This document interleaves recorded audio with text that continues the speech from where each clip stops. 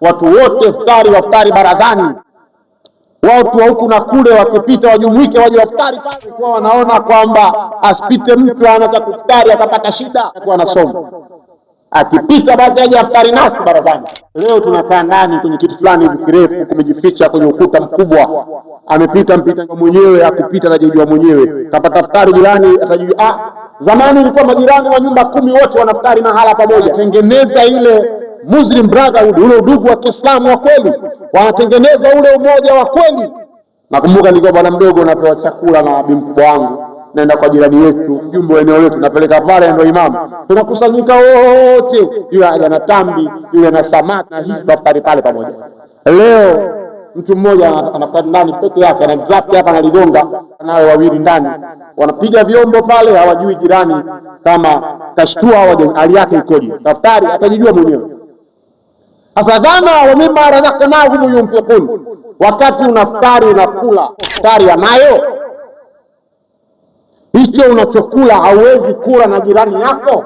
Wakati unakula unaftari, rafiki yako sahiba yako ambaye mlikuja kuswali wote amekula, ameftari. Wa ashhadu an la ilaha illa Allah waliyus salihin wa ashhadu anna Muhammadan abduhu wa rasuluhu wa safiyuhu min khalqihi wa khaliluhu wa annahu ballagha ar-risalata wa nasaha al-ummah wa kashafa Allahu bihi al-ghummah wa jahada fillahi haqqa jihadihi hatta atana al-yaqin. Amma ba'd, ibadallah, usikum wa iyaya bitaqwati Allahi ta'ala wa ta'atihi, innama faqad faza al-muttaqun. Kama yaqulu Allahu tabaraka wa ta'ala ba'da a'udhu billahi minash shaitanir rajim, ya ayyuhalladhina amanu kutiba alaykumus siyam kama kutiba alal ladhina min qablikum la'allakum tattaqun. Ndugu zangu wafuasi wa dini hii tukufu, dini ya Allah ambayo ndio mfumo wa maisha anaostahili kuwa nao mwanadamu. Ndugu zangu wafuasi wa Mtume Muhammad sallallahu alaihi wasallam, kwa mapenzi ya Allah tabaraka wa taala, tumeingia ndani ya mwezi wa Ramadhani, tunaumaliza sasa. Tumeshaanza kushambulia 10 zaidi ya nusu, wengine wana 16, wengine 17. Yalla alkhasri, safari na unguruma. Sasa ndugu zangu, nami nimepata bahati ya kuja kusema nanyi mwezi huu wa Ramadhani kwenye Jumaa hii. Ninamuomba Allah tabaraka wa taala atujalie tuwe ni watu wenye kuyasikiliza maneno na kuyafanyia kazi.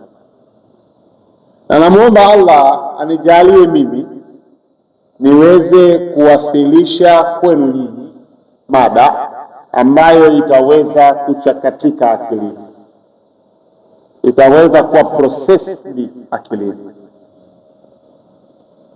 Ndugu zangu, leo nitasema nanyi dhana na shabaha ya uchamungu, yaani mantiki ya hawa wachamungu wakoje, ama wachamungu ndio watu wa kina nani? Yaani ukishakuwa mchamungu ndio unakuwa mtu wa namna gani? Hii ndio kaumu ya watu wachamungu, hao ndio watu wa namna gani? Ndugu zangu, Allah anatuita, anasema ya ayyuhalladhina amanu, enyi ambao mnakubali Allah ni huyu mmoja, wafuasi wa Mtume Muhammad sallallahu alaihi wasallam, mna imani na vitabu vya Allah, mna imani kwamba Allah tabaraka wa taala ametupa viumbe wake maalum, kazi yao kuchukua records, kuchukua taarifa zetu ya nini tunafanya. Wenyewe wanaandika taarifa na wanazikabidhi kwa Allah. Wakati wa Allah akiwa anaona kila tunachokifanya, lakini bado ametutumia viumbe vyake vichukue taarifa zetu. Wako watu wamepewa kazi yao kuandika mazuri yote tunayoyafanya, wao wanaandika taarifa ya mambo yetu mazuri, na wako watu wamepewa kazi kuandika maovu yote tunayoyafanya. Wao shughuli zao ni malaika, sio watu, kuandika taarifa ya mabaya tunayoyafanya na mazuri tunayoyafanya.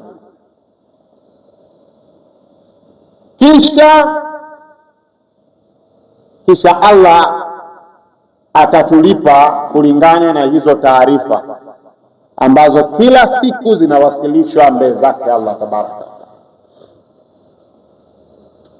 Sasa Allah anatuita, enyi mlioamini, waumini wote mnalazimishwa kufunga. Kutiba alaikumus siyam, mnalazimishwa kufunga. Ai, maana yake mnalazimishwa muache kula na kunywa na muache kustarehe na wake ama waume tangu alfajiri ya kweli mpaka magharibi. Haya, tukiacha haya alafu ndo tunakuwaje? La'allakum tattaqun. Jambo hilo litawatengeneza, litawashepu, litawapelekea kuwa wacha Mungu. Mcha Mungu ndio nani? Huyu mcha Mungu ndio nani? Sasa ndugu zangu, wametafsiri wanawachuoni kwa namna nyingi juu ya huyo mcha Mungu ni nani. Wametafsiri kwa tafsiri nyingi mno. Si tutaitafsiri kwa namna ambavyo yeye Allah mwenyewe ametafsiri mcha Mungu ni nani. Allah anaeleza katika Qur'ani, sura al-Baqara, anasema alif lam mim dhalika alkitabu la raiba fihi huda lilmuttaqin. Mcha Mungu, concept namba moja ya mcha Mungu inaanza kuja. Mcha Mungu ni yule ambaye anaongozwa na Qur'ani. Maisha yake, biashara yake, afya yake, mahusiano yake, uongozi wake unaongozwa na nini? Allah anasema hichi kitabu hiki cha Qur'ani, yaliyo ndani yake hayana shaka. Hayana shaka kiuchumi, hayana shaka kiuongozi, hayana shaka kiafya, hayana shaka kitaaluma. Huda, tena hii Qur'ani yaliyo ndani yake yanamuongoza almuttaqin, yule mtu ambaye ni mchaji nani? Kwa mcha Mungu anaongozwa na nini? Sasa anayeongozwa na Qur'ani tabia zake zikoje? Allah anasema tena, alladhina yu'minuna bilghaibi, anayeongozwa na Qur'ani anaamini mambo yasiyoonekana, lakini ana hoja za kutosha juu ya kuwepo kwa mambo. Mfano mambo hayo ni mambo gani? Anaamini juu ya uwepo wa nani? Wa Allah tabaraka wa taala. Ana hoja za kutosha za kueleza kwamba Allah yupo. Dunia leo ina watu wa namna tatu. Wako watu wanamwamini Allah, wako watu wanaamini vinginevyo, wana miungu yao mingine, na wako watu hawaamini juu ya Allah wala miungu mingine, wanaitwa ma-atheists. Hoja ya kwamba kuna muumba hawaitaki, ma-atheists wanaitwa. Wenyewe wana hoja zao, wanazieleza. Sasa kuna mahala zinaenda zinakwama, kutana na watu ambao wamezama kwenye maarifatul islami. Sasa mcha Mungu huyu ndio mwenye sifa gani? Anaongozwa na Qur'ani. Yalla, sawa. Mtu anayeongozwa na Qur'ani ana sifa gani? Alladhina yu'minuna bilghaib, wanaamini yasiyoonekana, wanamwamini Allah kwa sababu wana hoja za kutosha. Sasa siku moja Mtume sallallahu alaihi wasallam akiwa anawanasihi watu juu ya la ilaha illa Allah, juu ya kumwamini Allah huyu mmoja, kumwamini Mungu. Wakati akiwa anawanasihi watu wa makufari Makuraishi, wakamuuliza Mtume sallallahu alaihi wasallam, wewe unataka sisi tumwamini Mungu mmoja, huyo Mungu yukoje? Huyo Allah yukoje? Ametengenezaje? Kwa material ya aina gani? Ya fedha, ya sundus, ya dhahabu, ya nini, yukoje? Hapa nataka tuende sawa mimi na nyinyi, na hapa tunavunja hoja ya ma-atheists. Allah akamtuma Jibril ampe majibu mtume, awajibu wale, akamwambia qul huwallahu ahad, sema yeye Allah ni mmoja. Ndani hapa kuna wasomi wa lugha ya Kiarabu. Allah akusema qul huwallahu ahad, sema waambie yeye Allah ni mmoja. Qul huwallahu ahad, sema waambie yeye Allah ni mmoja wa pekee. Ahad, mmoja wa pekee, ni mmoja asiyefanana na moja yoyote, ndiyo moja, namba moja, namba moja ya mwanzo, ndiyo namba moja iliyoanzisha namba zote. Hapa tuweke sawa data. Watu wa hesabu, watu wa mathematics, ukiwauliza nini maana ya namba, wanasema namba ni kitu chochote kinachoweza kuhesabika. Ile starting counting, moja, uwepo wa kitu, na si moja mbili, tuna maiki moja mbili tatu. Moja ni chochote ambacho kinaweza kuhesabika. Sasa huwa nawauliza wanafunzi kwa tunafundishana darasani, nawaambia moja na zero kipi kimeanza? Moja na zero kipi kimeanza? Zero maana yake hakuna, sifuri maana yake hakuna, hakuna maana yake hakuwezi kuanzisha kitu, kwa sababu hakuna ataanzisha nani? Hakuna, si hakuna hakuwezi kuanzisha kitu. Sasa chanzo cha namba zingine kupatikana kwa namba zote zingine, chanzo chake ni nini? Chanzo chake ni namba moja, sio zero, kwa sababu zero hakuwezi kuanzisha mbili, hakuwezi kuanzisha moja, hakuwezi zero hakuna. Na ndio maana katika lugha ya Kiarabu, katika hali ya kukamilisha namba hawaweki zero, wakiandika rakam 1 wahid, rakam moja, wanaweka dot, wakitaka imaanishe kuwa ni 10. Hawaweki sifrun, hawaweki sifuri, wanaweka dot, ikiwa ni sign ya kukamilisha namba 10. Wakitaka isomeke 100, wanaweka dot 2. Kwa zero ni sawa na hakuna, na hakuna maana yake huwezi kuhesabu kwa sababu hakuna. Sasa qul huwallahu ahad, sema yeye Allah ni mmoja wa pekee. Sasa tunataka tujue kuna namba 2, 3, 4 zimeanzishwa na namba zipi? Zimeanzishwa na namba moja ya pekee. Tazama mfumo wa namba ulivyo. Namba moja yenyewe inasimama kama namba moja yenyewe, iko na nguvu, iko imara. Lakini namba moja ilivyo imepewa nguvu ya kuanzisha namba 2. Ndio utaiona namba moja ina uwezo wa kuingia kwenye namba 2 mara 2. 2 ukigawanya kwa moja inabaki 2 yenyewe, ukigawanya kwa 2 unapata 1. Lakini moja unaigawaje? Moja ina uwezo wa kuingia kwenye namba 2 ikaichezea namba 2 inavyotaka, lakini 2 haina uwezo wa kuingia kwenye namba moja na kuifanya namba moja chochote. Moja ina uwezo wa kuingia kwenye namba 3 ikaichezea namba 3 inavyotaka, lakini 3 haina uwezo wa kuingia kwenye namba moja na ikaifanya chochote namba moja. Moja ina uwezo wa kuichezea namba 4, moja ina uwezo wa kuichezea namba 5, moja ina uwezo wa kuichezea namba 6 hadi namba 9. Moja ina uwezo wa kuzichezea namba zote, na moja ndio imeanzisha namba zote. Allah anamwambia Jibril, amwambie mtume awajibu wanaotaka kujua kwamba huyo Allah yukoje. Anawaambia waambie qul huwallahu ahad, yeye ndiyo namba moja ya pekee iliyoanzisha namba nyingine zote. Sifuri haiwezi kuanzisha namba. Wa kwanza aliyeanzisha vingine vyote ni nani? Wa kwanza aliyeanzisha kila kitu ni nani? Ni moja, sio zero. Sasa hiyo namba moja ya kwanza, fa huwa man? Allah. Kwa unapotaja moja ya Allah usiseme huwa Allahu wahid, sema huwa Allahu ahadun. Yeye ni mmoja wa pekee asiyo na mfano na mmoja yoyote, ni mmoja wa pekee asiyeanzishwa na yoyote, ni mmoja wa pekee ambaye si chanzo kutoka kwa yoyote wala chochote.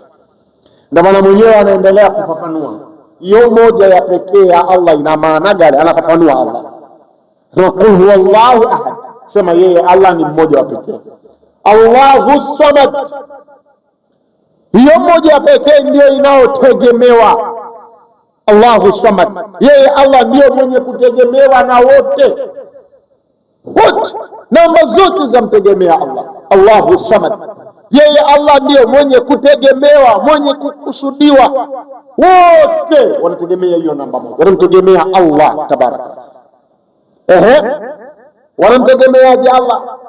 Yeye Allah ni lam yalid wa lam yulad, hakuzaa wala hakuzaliwa. Hana upendeleo huyo Allah kwamba atampendelea huyu.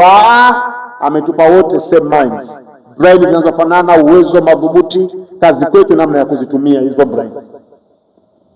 Lam yalid wala, hakuzaa, wala yulad wala hakuzaliwa. Hana wazazi. Kuanzishwa kwake Allah, mimi Shabani ni mmoja lakini na wazazi, nimezaliwa. Wewe ni mmoja, una wazazi, umezaliwa. Allah ni mmoja, umoja wake Allah yeye haukutokana na baba wala mama. Kwa mimi ni wahid, ni Shabani mmoja, yeye Allah ni wa ahadun, yeye Allah ni ahadun, yeye ni mmoja wa pekee aliyokosa wazazi, hana wazazi. Yeye ni mmoja wa pekee, yeye ndio kaanzisha kila kitu, ndio mwenye nguvu kuliko yoyote. Lam yalid walam yulad, hakuzaa wala hakuzaliwa. Walam yakul lahu kufuwan ahad, hana anayefanana naye hata mmoja, hana anayefanana naye hata mmoja. Tarjuma ya Yusuf bin Ali anasema, and there is none comparable to him, hakuna mfano wake.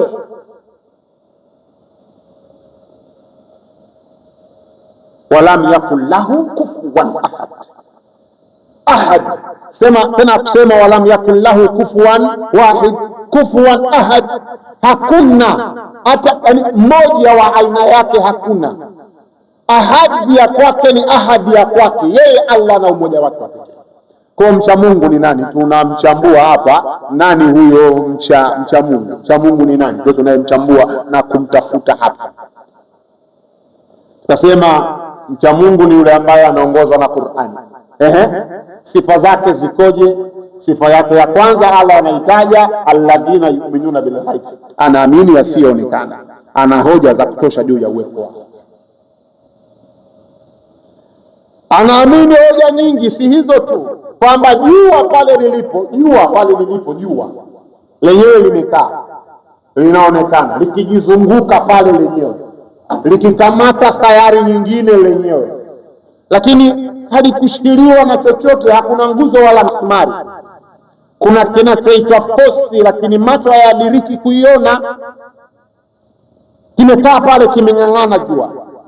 Sasa jua limekaaje hapa? Nani kaweka hapa? Watu wa ghaibu wanasema kwamba fahuwa, huyu mwenye mmoja wa pekee mwenye nguvu kuliko vote ndio ameliweka jua.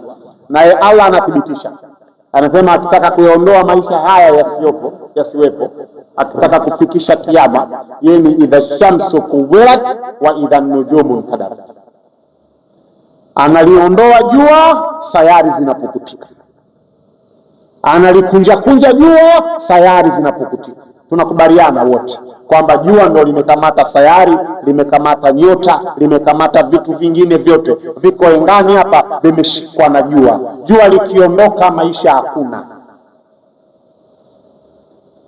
Jua Allah kiliondoa sayari zinapokutika, idha shamsu kuwirat wa idha nujumu kadarat wa idha albiharu fujirat. Na kwa sababu hydrogen imeondoka pia, ipo bahari, itawaka moto. Bahari itaondoka, itawaka moto, itabaki oxygen peke yake ambayo itasababisha moto mkubwa kulipuka. Maji yatageuka yale ya baharini kuwa mithili ya gesi itakayokuja kwa spidi na kuzagaa dunia nzima. Hapo maisha hakuna. Sasa hii ni ilmu al-ghaibi, alladhina yu'minuna bil ghaib, ambao wanaamini mambo yasiyoonekana, lakini wana hoja za kutosha juu ya uwepo wa Mungu, kwamba kuna janna. Yes, no doubt, msomi anafahamu kwamba kuna janna. Kuna nari, yes, hakuna shaka, nari ipo, moto upo. Tazama Allah anasema tena kule, anasema inama yakhsha Allah min ibadihi alulama, wajuzi wa mambo, wataalamu wa mambo, wakiambiwa kuna kiyama, wakiambiwa kuna life end, kuna end of life, maisha haya yana mwisho, hao wanaelewa zaidi. Kwa nini wanaelewa? Wamesoma anga ikoje na yanayopatikana angani, wamesoma nchi kavu ikoje na yanayopatikana nchi kavu, wamesoma mfumo wa mvua ukoje, wamesoma mfumo wa jua ukoje, wamesoma hali ya bahari ikoje. Kwa kila wakitazama wanaona hii dunia ina mwisho, na mwisho wake nini kinatokea? Allah anasema inna nahnu khalaqna as-sama wa inna lahu la musi'un, sisi tumeumba ulimwengu na sisi ndio tunautanua. Maanake jua linatanuka, mwisho litabasti. Likibasti jua, maisha hakuna. Alladhina yu'minuna bilghaibi, hawaoni kiyama, hawajakudiriki kiyama, hawajawahi, lakini kila wakisoma na wakiona, hao wacha Mungu hao wanaona kiyama kipo, kwamba haya maisha yana mwisho. Wanaona kabisa mwisho wa haya maisha, kila wakitazama wanaona haya maisha yana mwisho. Ilmu la ghaibi, kupata proving ya kwamba ipo siku ya kiyama, haijaonekana, haijadirikiwa, lakini hoja zinajitosheleza kwamba siku ya kiyama ipo, siku ya mwisho ipo, maisha yana mwisho. Mcha Mungu huyo. Kwa Allah anavyonadi, nyinyi mlioamini nimewalazimisha kufunga ili muweze kuwa wacha Mungu. Shabaha ya kuwa wacha Mungu ni nini? Shabaha ya Allah tutaiona hapo mbele. Tunadadavua mcha Mungu ni nani. Hapa tumeanza naye. Mcha Mungu anaongozwa na Qur'ani. Tabia zake zikoje? Tabia zake yako mambo hayaonekani kwa macho ya kawaida, yanaonekana kwa ujuzi wa ndani, brain, uwezo wa kutafakari mambo, kutumia akili, uwezo wa kuchunguza mambo kwa kina, kutumia maarifa ya viwango vya hali ya juu. Unamuona Allah, unauona moto, unaona pepo hiyo hapa, unaiona haki na batili, unaona mwisho wa dunia utafika tu. Ukishaona hayo mambo, kipi unakifanya? Unajihimiza kufanya mema. Alladhina yu'minuna bil ghaibi wa yuqimuna as-salah wa mimma razaqnahum yunfiqun. Ukishakuwa na hoja juu ya ghaibi, unasoma mvua, unasoma jua, unasoma maisha haya, unaona mwanzo wa maisha, mwisho wa maisha, unaona moto, unaona pepo, unamuona Allah na nguvu zake Allah unamuona. Kisha wa yuqimuna as-salah, utasimamisha nini? Swala. Wacha Mungu wanasimamisha swala baada ya kuwa wameshiba hoja za imani, wanasimamisha swala. Kusimamisha swala ndio kufanya nini? Kusimamisha swala ni watu kusimama na Allah tabaraka wa taala 5 salawati, wakiwa wanaswali 5 salawati, kila swala wanajitafakari juu ya maendeleo ya maisha yao, progress ya maisha ya jamii yao. Wanaitazama jamii yao, wanaiona ilivyo jamii yao, wanajua jamii yao imepoa mahala fulani, inahitaji msaada wa kitaaluma, msaada wa mali, msaada huu. Yeye anayeswali ana wajibu wa kutafakari vipi atatatua changamoto hiyo iliyopo kwenye jamii yake. Huku ndio kusimamisha swala. Mahali shahid ni kule ukasome Bakara sura ya 2 aya nambari 177, ndio mahali shahid. Utafakari juu ya malezi ya umma. Hawa ndio wamesimamisha swala. يقول الله تبارك وتعالى بعد أعوذ بالله من الشيطان الرجيم بسم الله الرحمن الرحيم ألف لام ميم ذلك الكتاب لا ريب فيه هدى للمتقين الذين يؤمنون بالغيب ويقيمون الصلاة ومما رزقناهم ينفقون.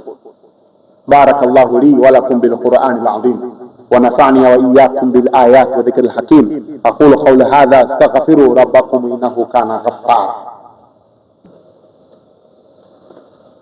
الحمد لله رب العالمين والصلاة والسلام على رسول الله sallallahu alaihi wasallam. Tunaendelea ndugu zangu na hotuba yetu isemayo dhana ya uchamungu. Uchamungu ni nani? Allah anataka sisi tukimaliza siku 30 zituwe wacha Mungu. Uchamungu ni nani? Sasa tumeona pale, kwanza namba moja, mcha Mungu ni yule ambaye maisha yake yanaongozwa na Qur'ani. Namba moja. Haya, tunataka kumjua huyu mtu ana sifa zipi. Sifa yake ya kwanza, mweredi wa mambo, kichwani amesheheni mambo, maarifa. Akimtaja Allah ana hoja za kutosha kwamba yupo. Cha Mungu huyo akizungumza kuna pepo, kuna moto, ana hoja ambazo zina uwezo wa kupambana na yoyote duniani kwamba yupo. Pepo ipo, moto upo. Akizungumza dunia ina mwisho, ana hoja zinazobainisha na kutanabaisha umma kwamba dunia hii ina mwisho.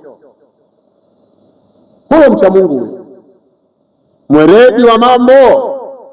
Na haya si maneno yangu, ni maneno ya Allah. Allah anasemaje? Alam tara anna Allah anzala minas samai ma fa akhrajna bi thamarati mukhtalifa alwanu wa min aljibali judadun bid wa humrun mukhtalifu alwanuha azama wa kharabib sur wa min an-nas wad-dawab wal-an'am mukhtalif alwanuha kadhalika inma yakhsha Allah min ibadihi al-ulama. Anasema tazama anga wewe, tazama anga, tazama milima ilivyoumbwa, milima ilivyowekwa rocks. Tazama anga. Allah anazungumza watu wazame kwenye mambo ya ecology. Tazama milima, Allah anataka watu wazame kwenye mambo ya geology. Tazama, Allah anasema tazama wanyama walivyoumbwa majumbani, tazama. Allah anataka watu wazame kwenye taaluma ya mambo ya zoology. Mwisho anasema, sikiliza wewe, hakika wanaomuogopa Allah katika waja wake ni wasomi, wajuzi wa mambo, wanaijua anga nje ndani, wanaijua nchi hii ardhi chini huko kuna nini nje ndani, wanajua wakisoma wanyama, wakisoma watu, wanawajua nje ndani, wakisoma mimea wanaijua na kuiona nje ndani. Sasa wanaona mambo si bure, anga ilivyokuwa fondi, ilivyotengenezwa, namna ambavyo imeratibiwa vizuri. Hadha huwa Allah, huyu ni Allah, ameratibu anga. Allah wakisoma wanaona Allah. Sasa mcha Mungu ndio huyo, anaongozwa na Qur'ani, anajua mambo, mjuzi wa mambo. Na ndio maana kipindi hichi wako bize kusoma Qur'ani mwezi wa Ramadhani, si tu kupata thawabu, kupata message inayotokana na concentrations, message inayotokana na watu wanaisoma Qur'ani huku wanatafakari kwa umakini wa hali ya juu. Sheikh Abu Amina Bilal Philips akiwa anafundisha kwenye clip zake soma IOU, Islamic Online University, kipindi hicho inaitwa hivyo, sasa hivi inaitwa Islamic Open University. Abu Amina anasema ili usome Qur'ani upate message ya Qur'ani lazima uwe na kitu kinachoitwa pondering. Pondering ni nini? Anasema ni is to think very carefully. Ni wakati unaisoma huku unatafakari kwa umakini wa hali ya juu yale maneno unayoyasoma. Unachukua message alafu unaitranslate, unaichambua, unaitafsiri, unaichambua, unaiexplain, akili yako unailazimisha ijue hiki ni nini inachokisoma. Huyu ni Abu Amina Bilal Philips ambaye alikuwa ni mwanasiasa wa kikomunisti, mtaalamu wa siasa za kijamaa. Alisoma msomi wa siasa za Kichina, lakini pia alikuwa ni mkemia, na baadaye akaingia maktaba moja akasoma kitabu kilichoandikwa na Sheikh Abu Ala Maududi kinaitwa Towards Understanding Islam. Alipokisoma kile kitabu akatamka shahada mwenyewe, akasilimu. Kisha akaenda Saudia akasoma, mashallah, ni mtaalamu wa mambo ya aqida, na yeye ni katika watu ambao wameanzisha hizo online university za mwanzo. Yeye ni mmoja wapo. Sasa mimi ni miongoni mwa wanafunzi ambao nilikuwa najaribu kuibaiba masomo huko, mambo yapate pale. Sasa nafundisha, unapoisoma Qur'ani lazima ujilazimishe, akili yako ilazimishe, iconcentrate, itafakari, ichambue inachokisoma, ndio utapata proper message ya Qur'ani inasema nini. Sasa mcha Mungu yeye ameamini asiyoonekana, ana hoja za kutosha juu ya kuto kuonekana kwake, lakini yeye anayaona kwa macho ya elimu. Kisha akasimamisha swala, maana yake ndani ya swala 5 akatafakari, anasoma, anazungumza na Allah, lakini kila swala anatafakari juu ya maisha yake na maisha ya watu, maisha ya umma. Wacha Mungu mostly wanatafakari maendeleo ya maisha ya watu, kiimani, kiuchumi, kila kitu, afya zao, anawaza juu ya maisha ya watu. Wa mimma razaqnahum yunfiqun, na wacha Mungu walichopewa wanafanya nini? Wanakitoa. Sasa somo ndani ya mwezi wa Ramadhani, sisi tufunge. Tukifunga tunakuwa wacha Mungu. Kwa nini? Tutamuwaza zaidi Allah. The more tunavyomuwaza Allah, the more tunavyomjua Allah. Tukishamjua Allah, alafu tunashikamana zaidi na ibadati ya kuswali. Tumaliza kuswali, tunatafakari, tunaondoka kutoka janna. Kisha wakati huo unaftari, unawaza mwenzio ameftari. Zamani wazee walikuwa waftari ndani, wenyewe waliweka mwiko, haikuwa hadithi wala aya, lakini wazee zamani, si hadithi si aya, wazee waliweka mwiko kuftari ndani. Watu wote iftari waftari barazani, watu wa huku na kule wakipita wajumuike waje waftari pale. Wazee walikuwa wanaona kwamba asipite mtu anataka kuftari akapata shida, hali ya kuwa anasoma, akipita basi aje aftari nasi barazani. Leo tunakaa ndani kwenye kitu fulani hivi kirefu, kumejificha kwenye ukuta mkubwa, amepita mpita njia atajijua mwenyewe, akipita atajijua mwenyewe, kapata iftari jirani atajijua. Zamani ilikuwa majirani wa nyumba 10 wote wanaftari mahala pamoja, wanatengeneza ile Muslim Brotherhood, ule udugu wa Kiislamu wa kweli, wanatengeneza ule umoja wa kweli. Nakumbuka nilikuwa bwana mdogo napewa chakula na bibi mkubwa wangu, naenda kwa jirani yetu, ndio alikuwa mjumbe wa eneo letu, napeleka pale, ndio imamu, tunakusanyika wote, yule aje na tambi, yule na samaki, yule na hii, tunaftari pale pamoja. Leo mtu mmoja anaftari ndani peke yake, ana draft hapa analigonga, yuko yeye na wanawe wawili ndani, wanapiga vyombo pale, hawajui jirani kama kashtua hali yake ikoje. Daftari atajijua mwenyewe. Sasa dhana wa mimma razaqnahum yunfiqun, wakati unaftari unakula, jirani yako iftari anayo, hicho unachokula hauwezi kula na jirani yako. Wakati unakula unaftari, rafiki yako sahiba yako ambaye mlikuja kuswali wote amekula, ameftari.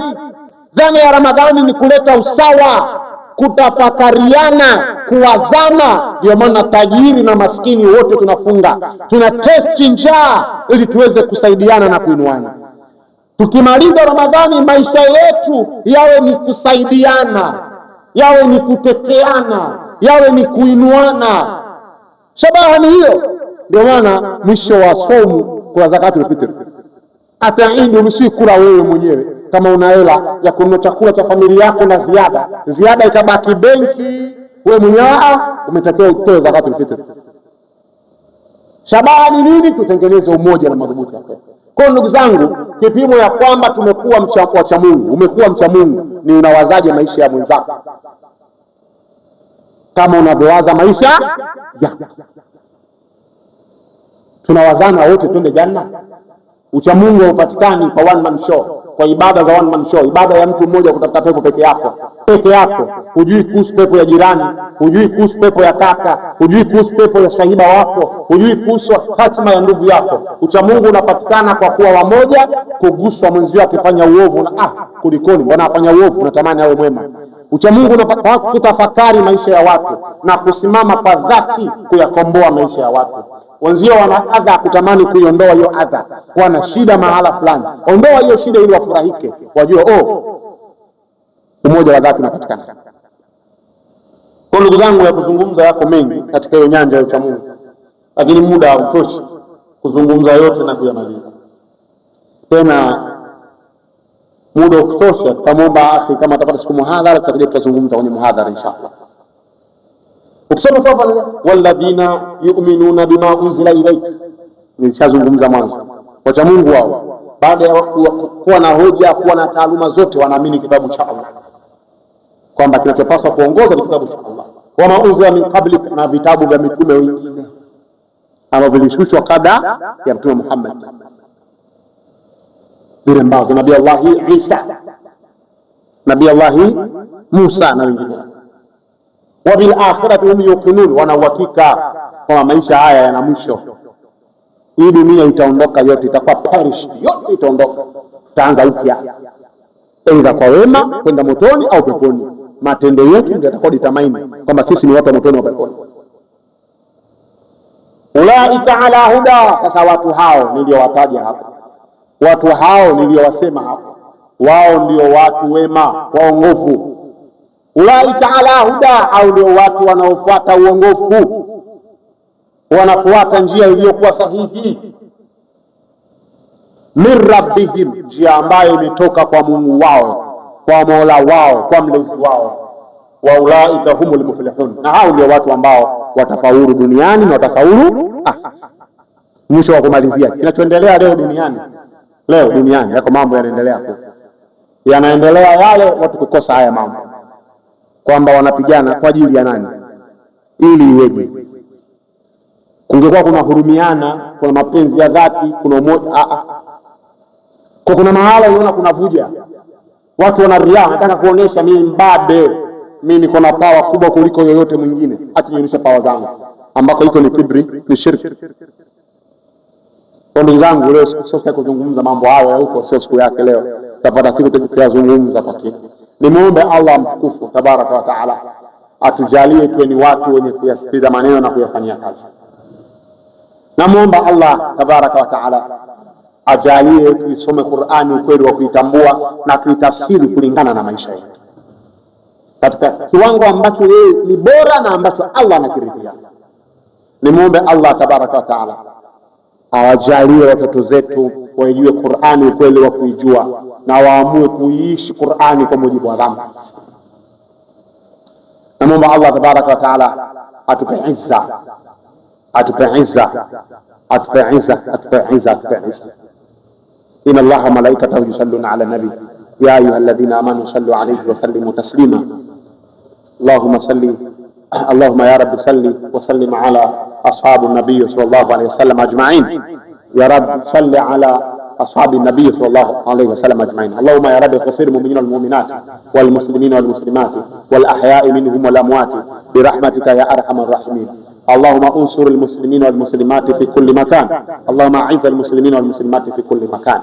إن الله يأمر بالعدل والإحسان وإيتاء ذي القربى وينهى عن الفحشاء والمنكر والبغي يعظكم لعلكم تذكرون ولذكر الله أكبر والله يعلم ما تصنعون. أقم الصلاة.